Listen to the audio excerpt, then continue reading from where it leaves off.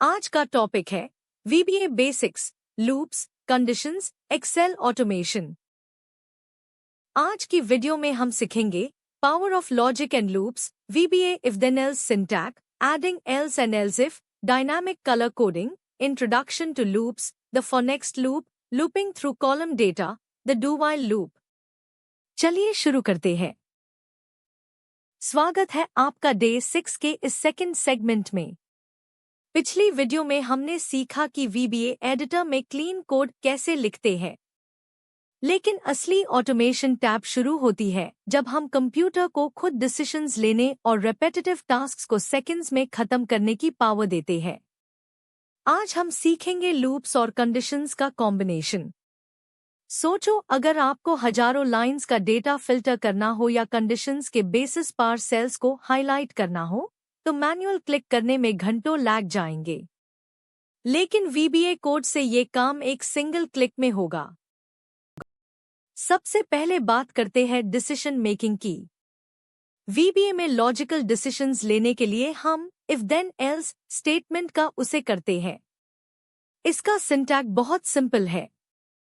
हम लिखते हैं इफ, उसके बाद अपनी कंडीशन, FIR, देन और नेक्स्ट लाइन में अपना एक्शन, और सबसे आखिर में हम लिखते हैं एंड इफ, ताकि VBA को पता चले कि कंडीशन ब्लॉक खत्म हो गया है। जैसे इस एग्जाम्पल में, अगर सेल A1 की वैल्यू 50 से ज्यादा है तो सेल B1 में ऑटोमेटिकली पास लिख कर आ जाएगा। ये बिल्कुल एक्सेल के फॉर्मूले की तरह ही काम करता है। अगर आपके पास मल्टीपल कंडीशंस है तो आप एल्स इफ और एल्स का उसे कर सकते हैं। जैसे अगर स्कोर 80 से ज्यादा है तो ग्रेड A, एल्स अगर स्कोर 50 से ज्यादा है तो ग्रेड B, और अगर दोनों हाई कंडीशंस मैच नहीं होती तो डायनामिक बैकअप एक्शन के लिए हम एल्स ब्लॉक लिखते हैं जो बचे ह्यू केसेस में ग्रेड C असाइन कर देगा। इस सिस्टम से आप कितने भी कॉम्प्लेक्स डिसीजन ट्रीज अपने कोड के अंदर डिजाइन कर सकते हैं जो डेटा को चेक करते हाई इंस्टेंटली एक्सिक्यूट हो जाते हैं। चलो एक रियल लाइफ ऑटोमेशन प्रैक्टिकल करते हैं। मान लीजिए हमें लो सेल्स वेल सेल्स को रेड कलर से हाईलाइट करना है। इसके लिए हम टारगेट सेल की इंटीरियर कलर प्रॉपर्टी का उसे करेंगे और यूज RGB वैल्यूज असाइन करेंगे। हम लिखेंगे if range C2 value 1000 then range C2 interior colour is equal to RGB 255 0 0। RGB 255 0 0 का मतलब है प्योर रेड कलर। इस कोड को रन करते हाई अगर C2 की वैल्यू 1000 से कम हुई तो सेल का बैकग्राउंड इंस्टेंट रेड हो जाएगा। ये कस्टम कंडीशनल फॉर्मेटिंग की तरह है पर पूरी तरह से कंट्रोल्ड। अब सोचो कि आपके पास 1000 रोज है और आपको हर सिंगल रो पर वही इफ कंडीशन चेक करनी है। क्या आप हर रो के लिए अलग से कोड लिखेंगे? बिल्कुल नहीं। यही पर एंट्री होती है लूप्स की। लूप्स हमें अलाउ करते हैं कि हम एक छोटा सा कोड ब्लॉक लिखें और उसे बताएं कि इस कोड को कितनी बार रिपीट करना है। VBA में दो तरह के लूप्स होते हैं, फॉर नेक्स्ट लूप और डू व्हाइल लूप।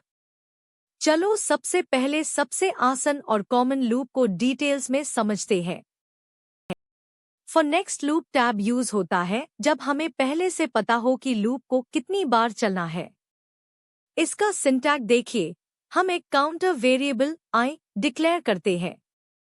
FIR लिखते हैं for I is equal to 1 to 5। इसका मतलब ये लूप 5 बार चलेगा। और लूप के अंदर हम लिखते हैं cells I1 value is equal to I। पहली बार में I की वैल्यू 1 होगी तो सेल 1 में 1 लिखा जाएगा। FIR नेक्स्ट I ट्रिगर होगा जो काउंटर को बढ़ाकर 2 कर देगा और प्रोसेस रिपीट होगी जब तक लूप 5 तक नहीं पहुंच जाता।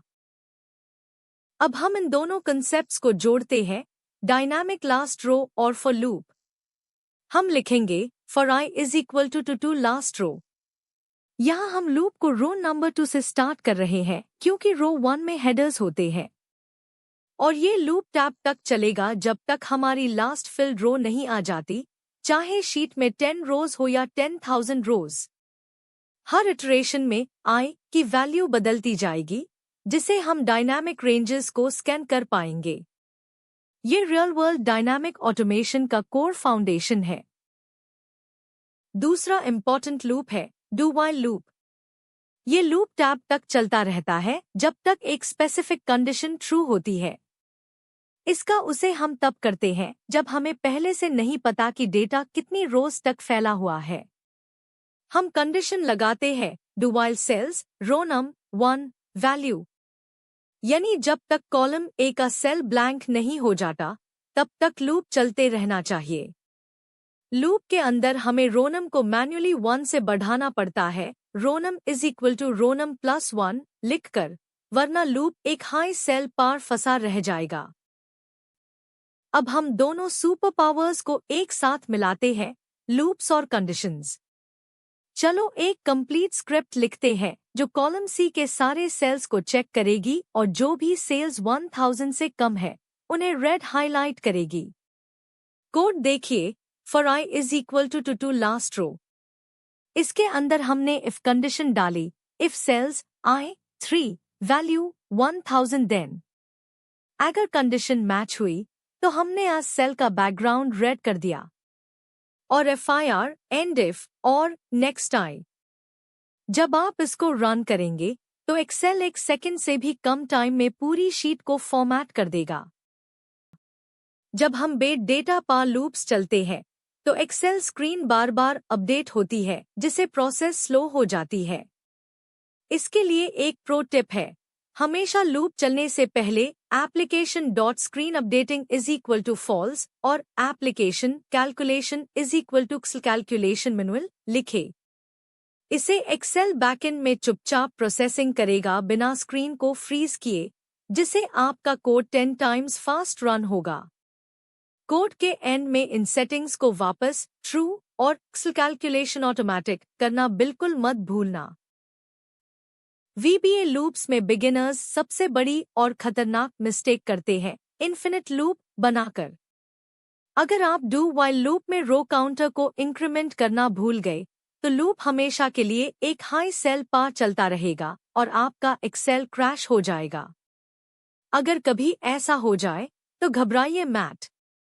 अपने कीबोर्ड पर कंट्रोल प्लस ब्रेक या एस्केप की प्रेस करिए कोड को फोर्स स्टॉप करने के लिए। हमेशा चेक करें कि आपका लूप एंड कंडीशन तक पहुंच रहा है या नहीं। कॉन्ग्रेचुलेशंस! आज आपने VBA ऑटोमेशन की सबसे बड़ी पावर को सीख लिया है। हमने कंडीशंस, मल्टीपल क्राइटेरिया और रेपेटिटिव लूप्स को कंबाइन करके प्रोफेशनल ऑटोमेशन स्क्रिप्ट बनाना सीखा। अब आप आसानी से बड़े से बेड रिपोर्ट्स को एक क्लिक में ऑडिट और फॉर्मेट कर सकते हो। होमवर्क में एक लूप लिखिए जो अन रोज को डिलीट करे जहां स्टेटस क्लोज्ड हो। डे 6 कंप्लीट हो चुका है। मिलते हैं डे 7 में जहां हम यूजर फॉर्म्स और बटन्स डिजाइन करना सीखेंगे। चैनल को सब्सक्राइब करके बेल आइकन दबाना मत भूलना। Thanks for watching. Please subscribe the channel for daily tutorials.